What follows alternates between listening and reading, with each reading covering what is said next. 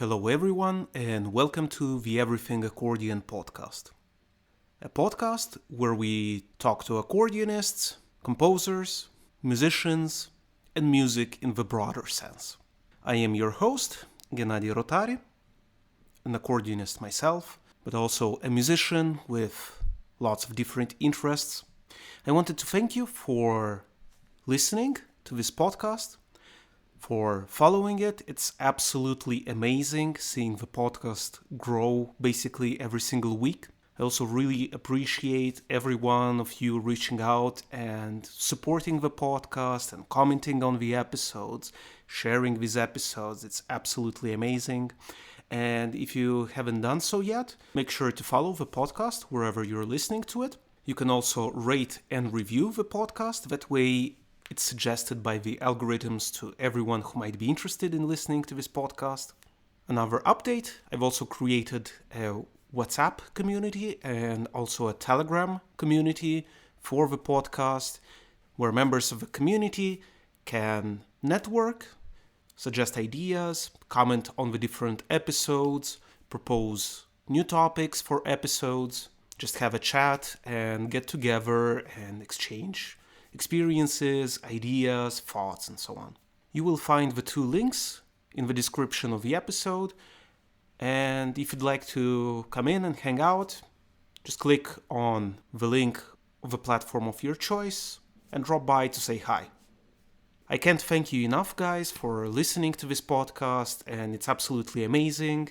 And I'm very motivated by seeing all of this interest around the podcast, something that started kind of like a game, but then it just grew into something absolutely marvelous. If you'd like to have a chat with me, there's also the chance of booking a free virtual coffee with me. Just head on to my website. There's also the link in the description of this episode. Book a time slot and let's have a chat.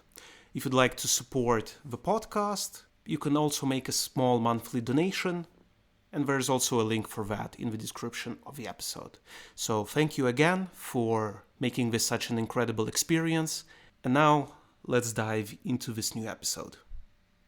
Welcome to another episode of the Everything Accordion podcast. I'm really excited to be talking to a really great musician and accordionist, this time again from Finland, but from a different part of Finland. And someone who I knew for some time, especially online, but we never had the chance to actually talk in person, even via electronic means. So I'm really excited to be talking today to Mikko Luoma from Finland. Mikko, welcome to the podcast. Oh, thank you, Gennady. It's a real pleasure, and I'm really looking forward for our chat today.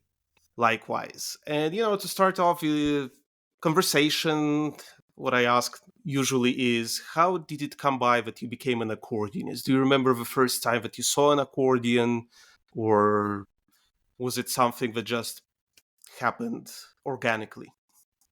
Well, I don't know exactly how it sort of came that I started playing the accordion. I was 9 years old, and what I remember very clearly that around that time I wanted to play the flute. I mean, that was somehow in my mind, and this is my theory, and my father objects to this theory. But I remember talking about this possibility of, there was a flute teacher nearby, and I from my own initiative, I visited her. And I remember telling my parents that I want to go there and I want to start having flute lessons. But I still think that my father thought that boys don't play the flute, and so he bought me an accordion, and that's how it started. And or maybe he just knew his son better than his son knew himself. So that's that. And then in retrospect, I have to say that you know. Um, that was a very good thing that he bought the accordion, because I I started liking the instrument, and my first teacher was also very interesting person, and I, even though I only stayed with him for 2 years in the beginning, but even now, sometimes the memory of the lessons, first lessons, is very lively, very vivid in my mind. So I think also, even though the music that I played in the very beginning, that was, Petrodero and old-fashioned dance music, the usual, how many people have started accordion, but the way he was making music and the way he was teaching, it was not the ordinary business as usual thing. So I think that had a very big influence, and those early experiences, they kind of, I'm sure they have had a sort of influence that I later became a musician. Yeah. Hmm.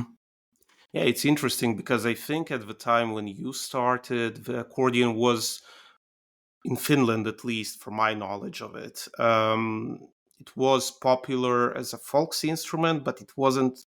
It was still developing and building itself up as a concert instrument.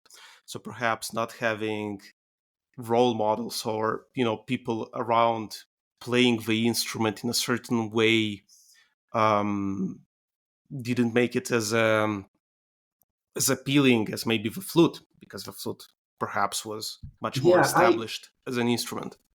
I really don't know why on earth I was like interested in flute, because nowadays not exactly my favorite instrument. I mean, Hmm. we hope our students from Turku Music Academy don't listen to this podcast if I say that flute is, because I mean, in my chamber music classes, obviously there are flute players as well, but nothing against that instrument as such. But on a personal level, I think accordion has through accordion, I've had a very interesting life so far, Hmm. and simply because you already referred to this, that it was not well. It took a long time before accordion could be seen as an established instrument in the music scene, classical music scene, and that was certainly not the case. I mean, the very beginning of my musical education, it was in the 70s. So that was the time when the music school system for children was being created. So I was not in a music school, obviously. They were private lessons. Hmm. My teacher, Milton Harjola, was his name actually, and he was an accordion repair guy. I mean, he was the number one tuner of accordions in Finland. And um, he, for instance, he was the tuner and repair guy for Lasse Pihlajamaa, who you may Hmm. know. And, and very often when I had lessons in his studio, there were instruments, Lasse Pihlajamaa's own instruments were there. Okay. So, and also before I got to know Matti Rantanen, great and other really great influence, obviously, for all of us Finnish accordionists. Also, I remember this huge Quint Mixtura Piccini instrument was there from time to time for tuning and some repair shop, and then Milton always told that this is the instrument of the great Matti Rantanen, and then I just got the instrument of Lasse Pihlajamaa before concert on tour or whatever here. And so this was obviously also very exciting and sort of intriguing for a young guy. So and later this sense of newness clearly was something. when I got into my teens, and I went to the first summer course, and there was a accordion competition when I was 12, like a national accordion competition, which I, to a big surprise, I won when I was 12 years old, and in Ikalinen, and there were teachers in that accordion course, summer camp. Those were the very first students at Sibelius Academy. I mean, Matti Rantanen, you know this, Matti Rantanen started the accordion class year 1977.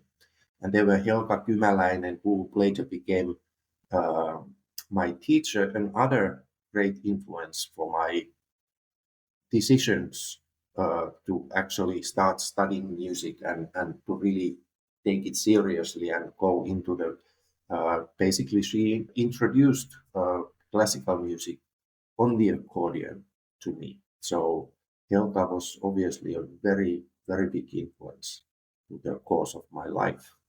Uh, and I'm not exaggerating a bit.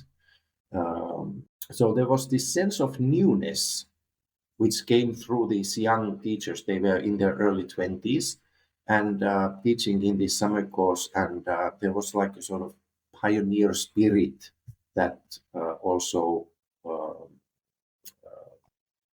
yeah, we all in those early years were able to feel as teenagers. So Mm-hmm. that, that was very important. Yeah, no, it's I'm thinking it's this sense of newness, which we'll come back to. Mhm. I find it funny that many times, like, friends or colleagues who I know who need to carry their accordions around quite a lot say, in the next life I'm going to play the flute, simply because of the weight of the instrument, or a piccolo or whatever. But yeah, I agree. I try to imagine myself with different instruments or playing different instruments, and somehow I end up thinking that the accordion is kind of the best for me, even though I love, for example, the cello, the way it sounds, Mhm. like the deep tone and everything. So, or, the organ and, all of this. But somehow the accordion feels like home. And this sense of newness, I think we can say that you kind of grew up together with the concert repertoire and the concert, um, building this image of the Mhm. instrument as a concert presence, on stage and in festivals and so on.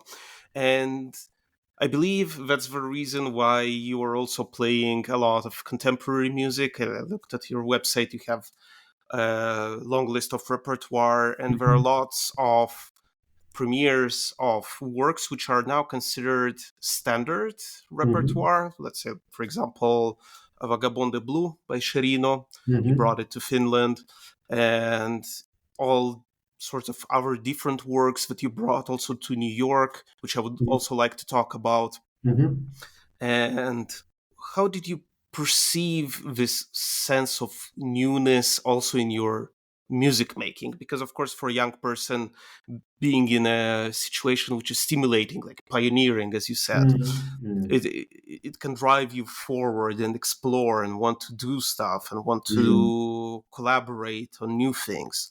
Right. So, Yeah, about this, I remember there was also a time when I was a young student already at the Sibelius Academy, and there was quite a lot, of course, this sort of motivation and well, I guess it's normal that we sort of uh, evaluate, or sort of we reflect what we should do next, and sometimes we ask ourselves these questions: why do we do things at all, and these kind of things. And as a young person, then there was a time when I was really fed up with this talk about pioneer spirit as an accordionist, and I was like, no, no, enough of that. Now let's try to sort of move to the next stage. I mean, this is music, and we are supposed to be musicians, so we cannot just be motivated by the sheer idea of that we are building something, and we do something out of responsibility to the instrument. So there must be like a greater, more personal, or even more intimate reason why to be involved in music. And so that was. There were a couple of times. I mean, whenever I heard this idea, or sort of this, that okay, we are the pioneer generation, and I was like, okay, keep your pioneer spirit, and and and trying to find that, and then the idea of newness, and this, because I tend to have the sort of tendency that I, I tend to need a reason to do things, and I Mm-hmm. guess I'm just a lazy person by nature. But first of all, it has to feel like something. Usually, I go towards things that I don't quite get, that I don't quite understand in the first place, and but I have a feeling that okay, there is something, but I need to sort of find out what it is.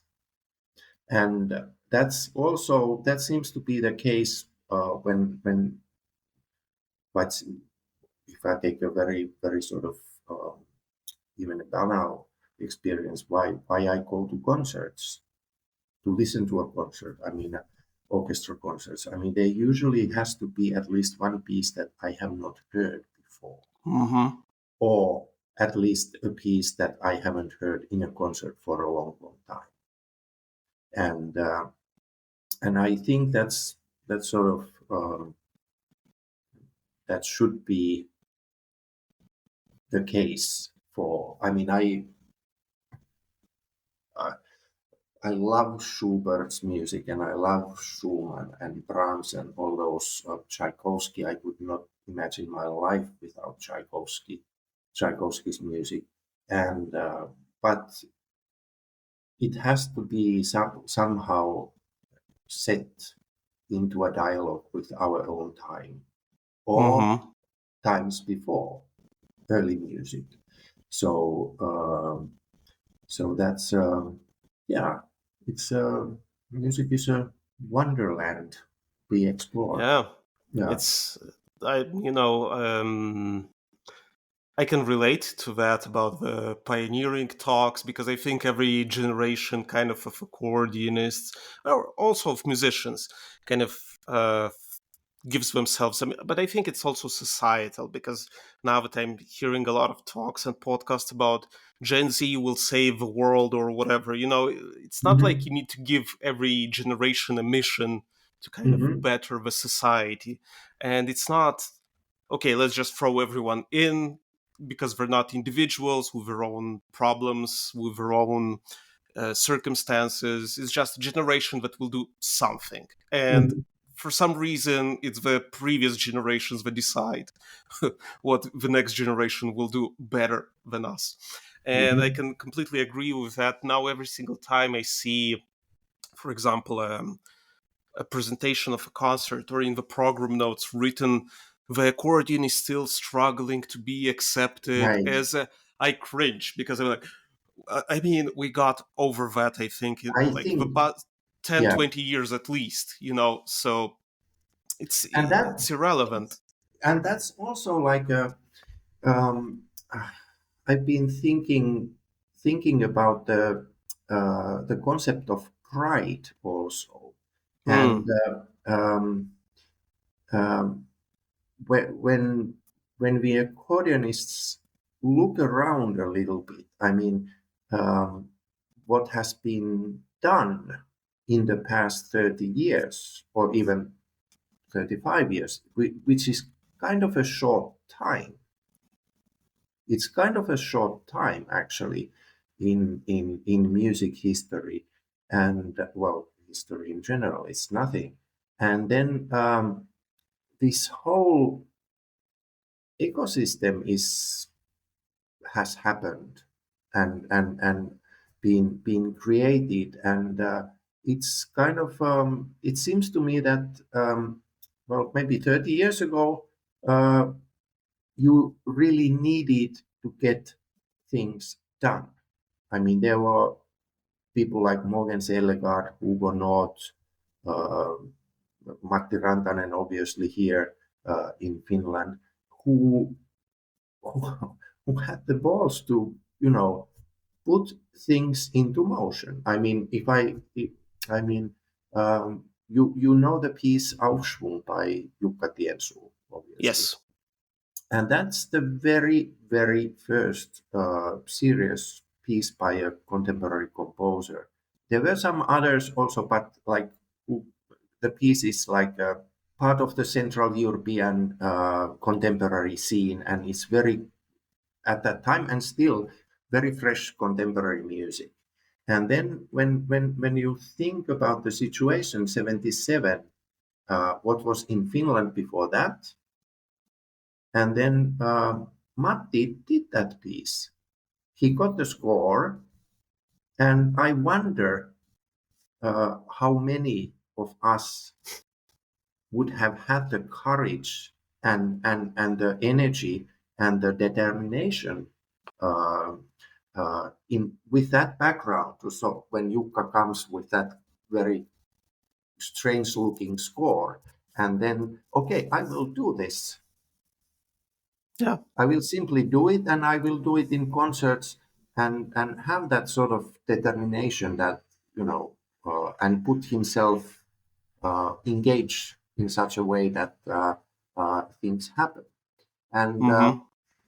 so now it seems to me that maybe, I'm not saying that this kind of spirit is not anymore that much needed, but the music scene, or the sort of we have more structures that Mm-hmm.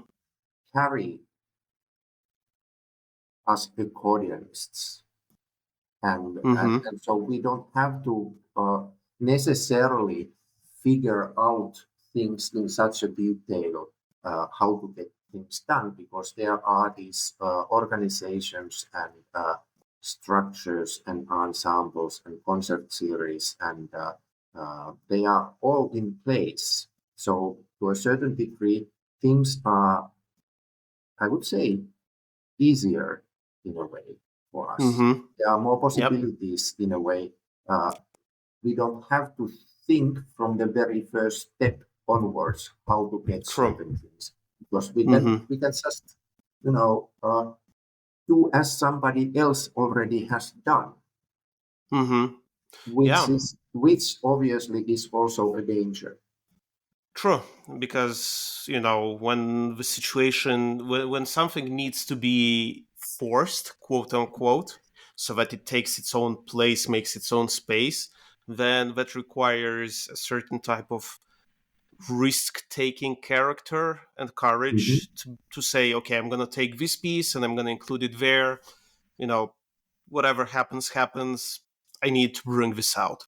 Hmm. Today, I'm not sure that that's necessarily needed, but at the same time, the trap is that you will repeat kind of the same Indeed, that is pattern, the point. but the context, the historical and situational context is completely different, because we don't need to carve ourselves the space or the room. It's there. Right. If I want to organize a contemporary music concert, I can also just book a hall in Munich, Frankfurt, Berlin, or whatever, make the publicity, the advertisement for it online as well. A couple of emails, invite some friends, and so on, and that's an event. It's already Hmm. there. Organizing such a thing in the 70s and 80s was probably much more challenging and much more risky, because even today people are. Well, I remember I was conducting an amateur accordion orchestra Hmm. in Germany, and basically I wanted to do a new piece with them, which was written by one of my colleagues who was studying composition at the time in Munich, and they struggled for 2 weeks with the piece, and then they decided that they were not going to play it because it would be too complicated for their audiences and that they don't want to lose them. And it's like all of this. I hear also a lot of talk of different associations of people who are in their, let's say, 60s, not musicians, and they are talking about doing youth programs for young musicians because this would be interesting for them, that would be interesting. And I'm asking myself, how many young musicians did you ask what will actually be interesting and helpful for them? Because it's again this, the previous generation, which thinks what would be best for the next generation. And yeah, I don't know, maybe it's just cultural and societal and being a human being, perhaps. But yeah, there is this thing. And today, as you are saying, and I like a lot what you are saying about hearing music live, I guess it has to do more with keeping the music fresh, not stale. Because if you listen to the same Beethoven symphony for like 10 times in the same concert series or a different concert series near you, of course the music will become stale. But if you listen to it once every 5 years with a good Mm. orchestra live, that's a refreshing experience also. And it has to do, I Oh, believe, or you with can, yeah, or you can. I mean, Beethoven symphonies. I mean, things sound and the experience of listening to a Beethoven symphony can be different each time depending on the context and depending what else is on the program. yes, Because absolutely. yeah, so I mean, I don't think you should ban the Beethoven symphony because it's been played all the time, but take the give a little effort to the background. And this is also now that we are talking about this, and uh, curiosity is something that maybe not so much the pioneer spirit anymore, but curiosity is something that needs to be there. And I uh, now you mentioned society and you mentioned the current situation in passing earlier. Um, the, now that we have this terrible war started by Russia in Ukraine, uh, there was an interesting panel discussion. There was that, what should we do with Russian music? And this goes for us accordionists as well now a little bit. And what should we do with Russian musicians now that there is this terrible thing going on there? And there was quite in the beginning of this um, ordeal, I believe it was in Italy, I saw a little panel discussion where there was a young Ukrainian composer, organizer, Albert Saprikin, said that he was asked, should we go on playing Russian music now? And what to do with the Russian musicians? Should we hire them or not? And then what he said was very, very, I mean, it was very, very touching. He said that, well, you know, since now, you know, we are supporting Ukraine in the fight against Russia, would it be nice, wouldn't it be nice to actually know what you are supporting and what you are, um, yeah, supporting in this? So, in other words, get to know the culture of the country. And his advice was that, well, if you are in a position that you can decide who to hire as a musician, or if you can decide concert programming, what pieces to be played in a concert series or what the orchestras are playing.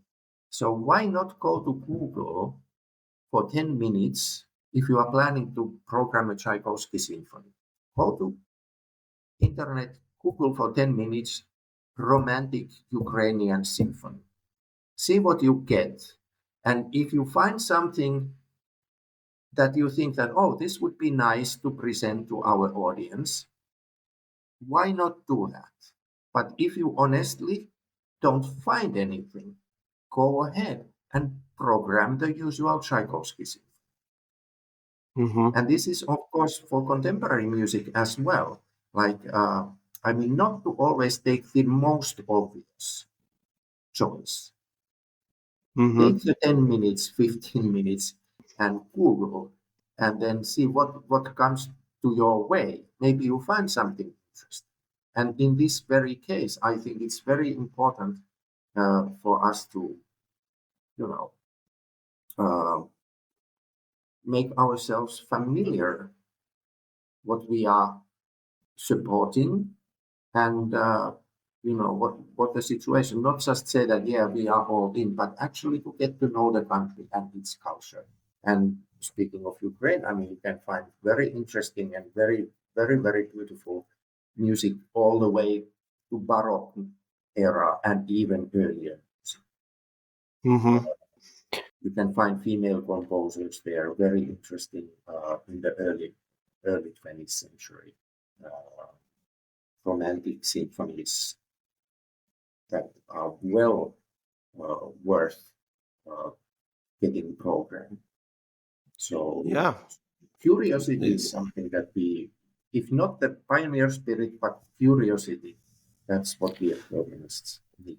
Yeah, I think like building upon this idea that you just said, I think like let's say the more established classical music world might want to take a bit more risks with new, well, quote unquote, new repertoire, diverse repertoire, because there are hundreds, if not upon thousands, of composers throughout history that are not well known as, Mozart, Schumann, Schubert, and Beethoven, but wrote really good music as well.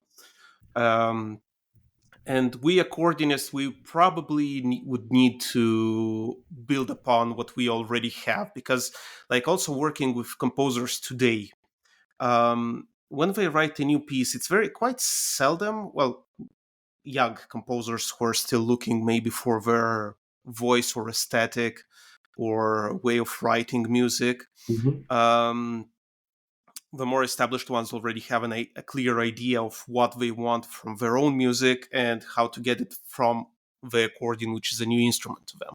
But the young composers, like in their 20s, 30s, early 30s, many times they would get kind of overwhelmed by all of the possibilities of the instrument, and they try to fit a lot of stuff inside. But it kind of, and they might think that it's something new for us, but it's actually like we already Right. did that many, many times before, and we encountered that. So that's one of the aspects. And I think the freshness and the curiosity that we were talking about, um, we are inundated by information all the time, and music and news and, blog posts and emails and whatever. So I think many times having this abundance of information actually is more damaging than having less information, because it doesn't really leave space for the will to go and explore, you know Yeah, um and then and this is there is a. I'm trying to rephrase the Helmut Lachenmann said something. Um, you can find it in internet, but or if you Google, but it was something that if a composer, and this applies to everybody pretty much, like if a composer says that he knows exactly what he wants, it means that he will get only what he already knows. hmm. American composer late Ned Rorem, who died maybe a year ago, something like that. He said that engineers, they know it all, but that's all they know. And I think that's a nice quote, saying the same thing a little bit differently.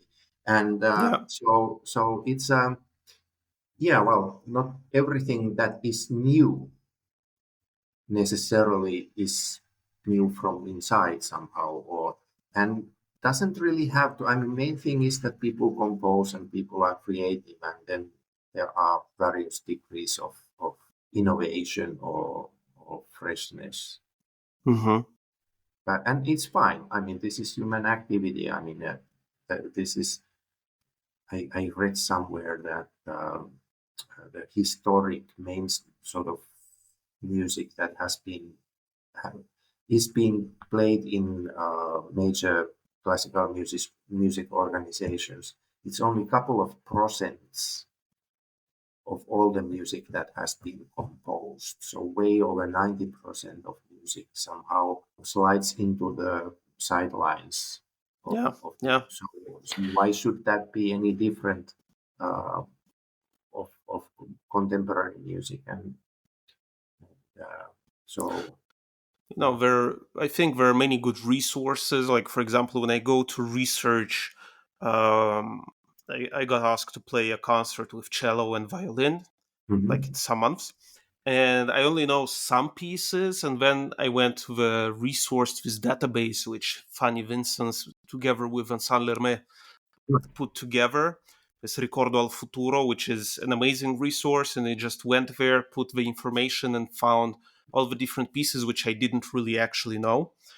Original for accordion and violin, accordion and cello, accordion trio, and that's only for accordion. So if somebody would go to, let's say, the Petrucci library on the internet and put, let's say, a piece for harmonium, and then look it mm, up and see that they're actually, not transcribing the same works by César Franck and playing the same works by, romantic or classic composers, but actually go and delve into Galuppi or I don't know, whatever. There are many also really good um, music, maybe not as genius, whatever that means, mhm. as the pieces that we know from Mozart and Bach and so on.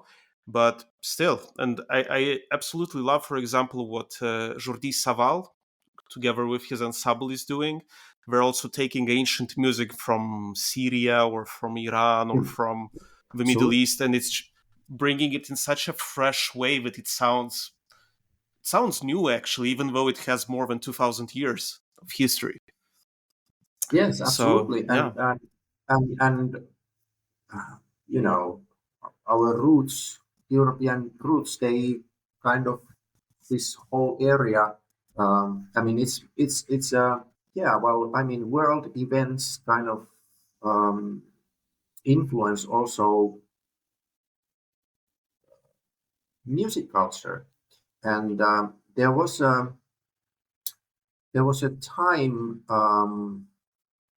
when Iran was opening up a little bit. I think it was after the Obama or during the Obama administration in the States. I mean, they did this deal, agreement somehow, and then Iran started opening a little bit. And then there were quite a few young Iranian composers entering the contemporary music scene in Europe and also in the States. And really, really lovely and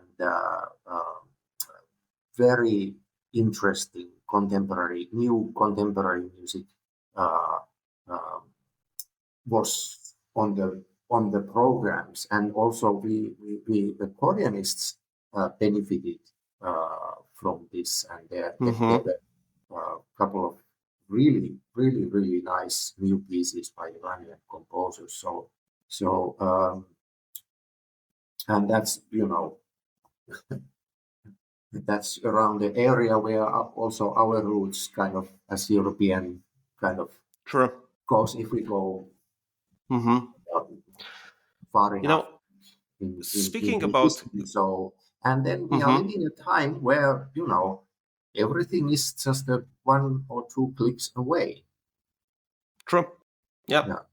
And Yeah. Yeah. I always I like to you know I live in Turku, which is the oldest town in Finland.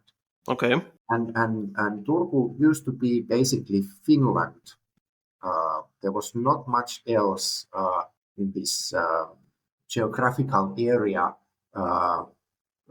before 1809. I mean, up to that point, Finland was part of Sweden, Mm-hmm. and Sweden clearly was a European, and is a European country. Historically, was involved in many wars in Central Europe for centuries, and was actually a great, mighty kingdom. And then 1809, Finland, you know, uh, was uh, moved under Russian rule. And then, the capital was moved to Helsinki, which was a tiny town, almost a village. And then, because Turku was considered too much in the west from the St. Mm-hmm. Petersburg point of view. And but culturally here in Turku, there was a musical society founded 1790, and still, even though capital Finland, Turku back those days was a very small town, but because of the Swedish connection, then there was a connection to, and because of the harbor and the trade and everything. And the first university was here, and the technical Mm-hmm. and all that. So the musical society was founded 1790, Wow. and these people organized Scandinavian premieres of pieces by Haydn and Beethoven. Wow. Yeah. Okay. So and there were, it was mostly amateur musicians, but there was this willingness to be up to date, play the Mm-hmm. newest music. And when there were a couple of composers, like a bunch of composers, amateurish composers, uh, active here, Finnish composers of that time, and they were very much aiming to be as fashionable and as avant-garde, so to speak, as possible Mm-hmm. back those days. Okay. So I would actually argue that the contemporary music scene in tiny, tiny town of Turku in the late 18th century was more active than it is now, even though we have a very good philharmonic orchestra, couple of chamber music concert series here. So the need for the new was Mm-hmm. was there, but it's kind of turned a little bit, Yeah, if no, not but it's upside, interesting. but yeah, Yeah. that's how things change. Mm-hmm. It's so the new music scene is basically 230 plus years and running in Turku. Right. Yeah. Amazing. Great. Cool. So I was also wanted to ask you a little bit about your um, work with chamber music, but also I saw on Facebook that you're recently in Gdańsk doing this, if I'm not mistaken, it Mhm. was Gdańsk, doing a project with accordion and electronics. Like I would also like to talk about that a bit because it's one of the aspects that interests me, like accordion and Mhm. electronics, and how do you see the that side they're developing? So I'm interested in your thoughts about that.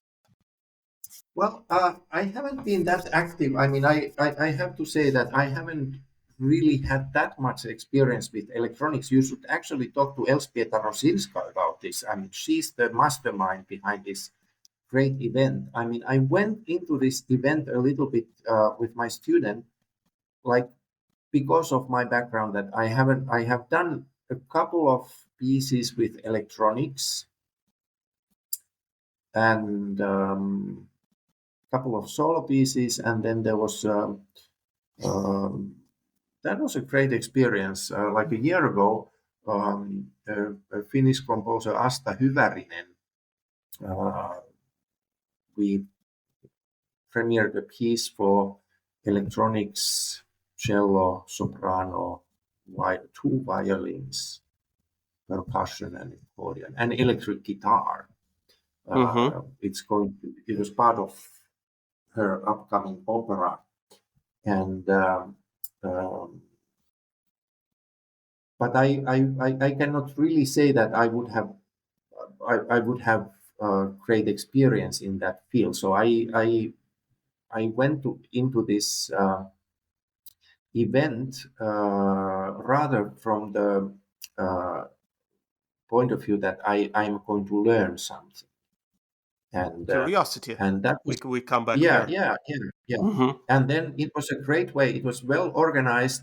The concerts were great. I mean, students prepared pieces with electronics. I learned quite a few new pieces also from Estonia, where there seems to be a lot of interesting things going on now. I learned a couple of really nice pieces played by Estonian students there. Also from Slovenia, interesting new music, accordion electronics.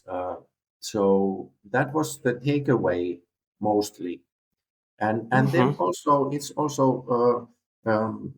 it was very refreshing to teach pieces that I actually didn't know before, and figure things out together with students. That and, yeah, it's always interesting and inspiring to see a fresh score, a well-written fresh score, and that was the case in all the pieces, all the new pieces I encountered.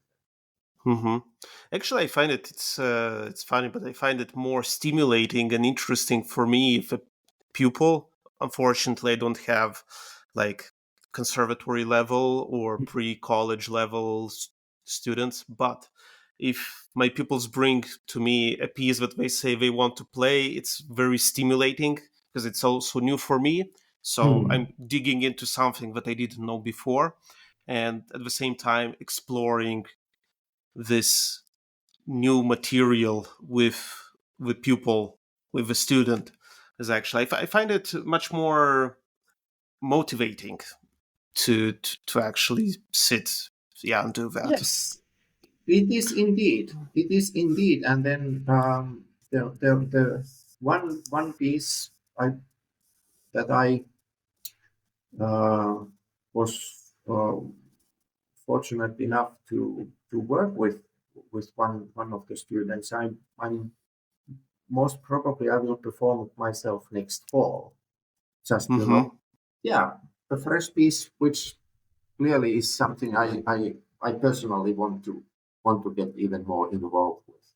So these events, and then the level of students and the dedication uh, was quite remarkable actually. And then another aspect which I found very very nice was that these young people, I mean, that was normal thing, to play with electronics, nothing special. Like everybody was like, they prepared well, they played very very good concerts there, and then this was kind of, I'm exaggerating now, it was not, but kind of business as usual. I mean, this is what we do. This is what we do as accordionists, and that was very nice to observe that there was no like, ooh, what is this now?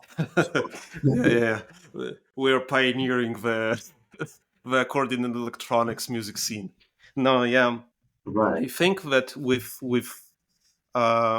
because there's so much happening nowadays that it's just like playing in an ensemble or playing accordion and electronics or doing chamber music together.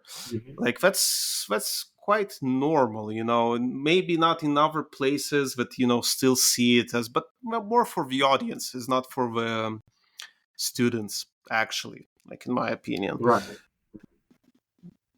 Because And nowadays there's nobody will be, oh, I'm doing this super special thing, I'm playing a concert, one pieces with electronics, and Mhm. yeah, that's kind of normal. Maybe someone who hasn't heard it before from the, as an audience member, will go and to Right. their family and say, oh, I heard this amazing concert, Yeah. never heard something like that before.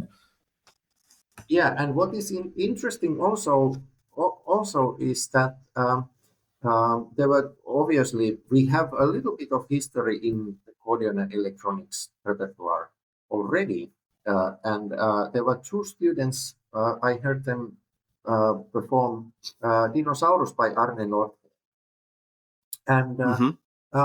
it's an old piece, uh, but it still holds its own.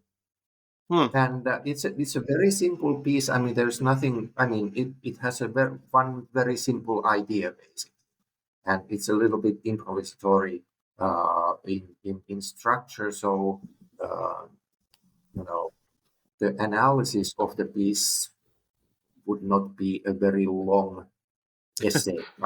Let's Yeah. put it this way. And Yeah. but yet, wonderful music and Mm-hmm. fresh. Still feels quite fresh.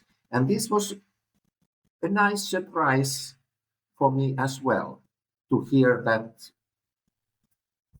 pioneering work of our sort of important repertoire again in a context of very new and recent pieces for Mm-hmm. accordion electronics. So and speaking of which, this is this these works. What I always like to point out that we also in pedagogical repertoire we have some classics, some really valuable pieces. I'm talking about. I'm thinking about the pieces by Björn Lundqvist, for instance. Mm-hmm. Yes. Part of level, almost part of level. I'm talking about pieces by Röwenström, early Mm-hmm. 70s, initiated by Hugo Noll.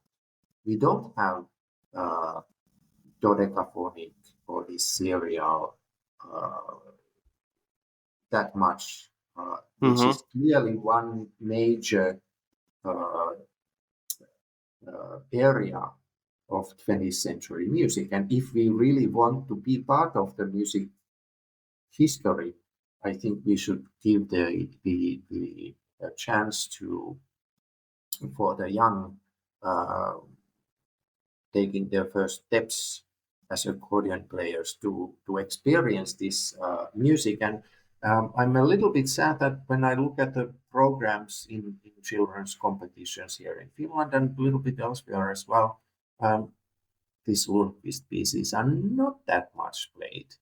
Mm. Revenstrung, nobody plays that. And they are very, very good music. I mean, I definitely use those in my pedagogical lectures and workshops. Uh, Mm-hmm. and there are many others. Georg Katzer's Fürknöpfe, Mm-hmm. also Yeah. very valuable repertoire for children. Um, there are many others as well. So it's important to have this. Once we have this really first-rate pedagogical repertoire and it seems to me that it's a little bit missing Mm. from the everyday work of Mm-hmm. music accordion teachers and so on. But do Yeah. you think it's kind of the risk of, like, again, being like doing all of the newest things and not valuing maybe something that was done before that is valuable? Or is it just that, not many grew up with this music and not many know that this music can be um, used in pedagogical work? Like, what do you think the reason is? I don't know. I mean, it's what the reason actually. I mean, obviously, I'm encouraging everybody who feels and who feels composing themselves, like Mm-hmm. composing music for their own pupils, and that's a wonderful thing.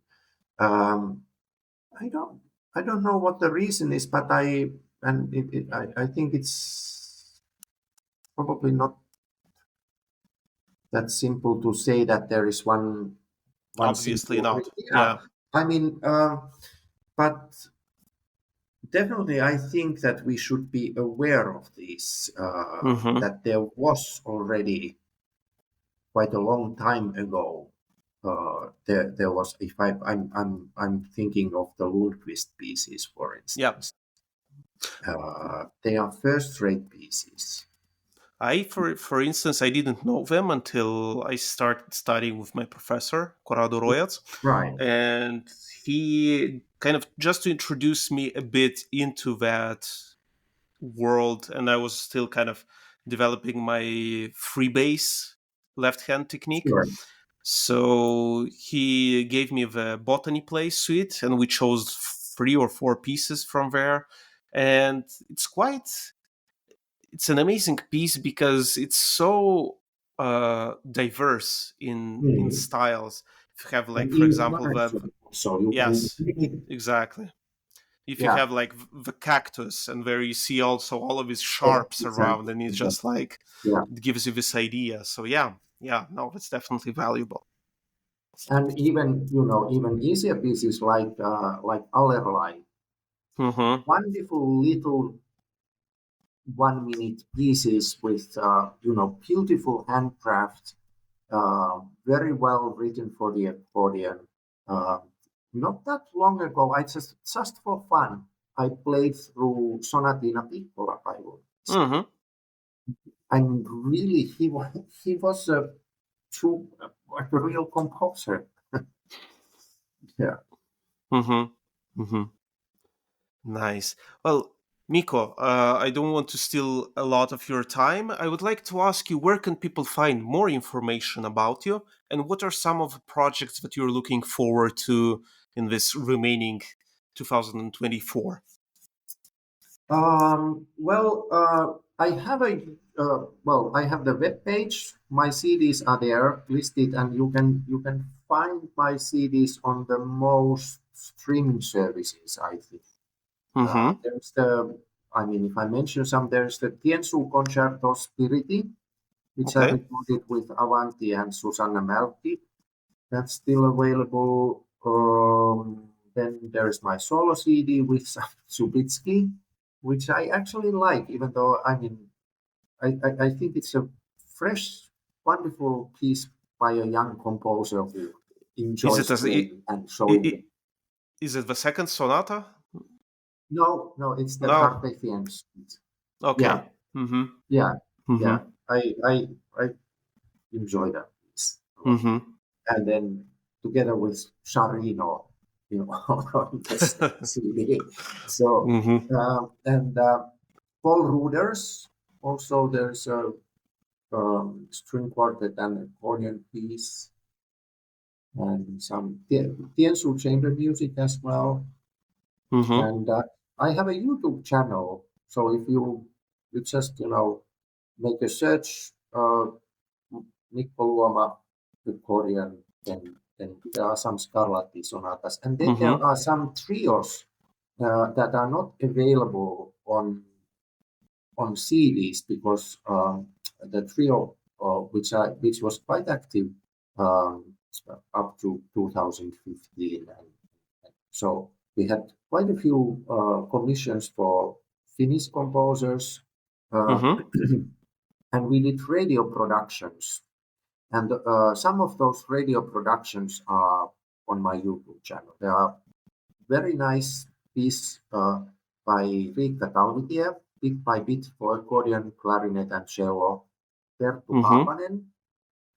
I see that this trio gets played every now and then by other trios with the same combination. Tapio Nevanlinna, wonderful, wonderful, very delicate trio for Mm-hmm. accordion, um, cello and clarinet. And then Tapio Tuomela, Spurt, uh, trio, which is an interesting combination. Uh, you can play it as a trio, accordion, clarinet, and cello, but you can also play, you can leave the clarinetist out, and you can play the same piece as a duo, accordion and cello. So it's Mm-hmm. two pieces in one piece. So Mm-hmm. yeah, on YouTube, and then there will be a couple of courses and then a couple of concerts in summer. Uh, it looks like I'm going to Aosta in end of May, and then in Poland, Wejherowo, there is a very nice seminar where I've been teaching uh, Mm-hmm. for quite a few years already now. And then I'll be in this Accordion Angora in Switzerland by Mm-hmm. Saint Lermé organized. That will be end of July. And I think the name of the place is Adelboden in Switzerland. I think so. Yes. Yeah, Mm-hmm. and I'll play a solo concert there, and hopefully there will be a premiere also of it. Nice. Uh, Great. I yes. will link all of your website, your YouTube channel in the description of this episode. Thank you. And for the Swiss listeners, if you're around, make sure to make your way to Adelboden to hear the concert. And it's this week organized with masterclasses, but also concerts, which is really great. So cool. Well, Mikko, thanks a lot for this very interesting and inspiring conversation. It was a This was pleasure indeed talking very to nice talking to you. Very nice, you. and thank you for for thinking of me in this series. And as I told you earlier, I've been admiring your work and all Thank you. your activities for a long time, and it was really nice to finally have a chance Sit to. down and Yeah, have exactly, a chat. exactly. So Yeah. can really keep up the good work, Thank you. And you too. and Keep up. hope to hear you rather sooner than later in concert performing. I hope that that will be possible very soon. Well, hopefully we'll figure something out. Definitely. Uh, Yes, definitely. Thank you for listening to this episode. Reach out with comments, suggestions, listen to the other episodes if you haven't done so yet. Feel free to reach out to me on social media, send in an email. You can also send in a voice message if you'd like. The link is in the description of the episode, right at the bottom. If you'd like to support the podcast, if it brings value to you, if you find it helpful and useful and entertaining, or whatever the reason, there's also the option to support the podcast with a small donation, monthly donation, or as a listener did a while back, um, you could also book, for example, a virtual coffee with me and have a chat about whatever it is you are doing. Maybe I am the right person to push you in the right direction. You never know. Thank you again for listening and see you in the next episode.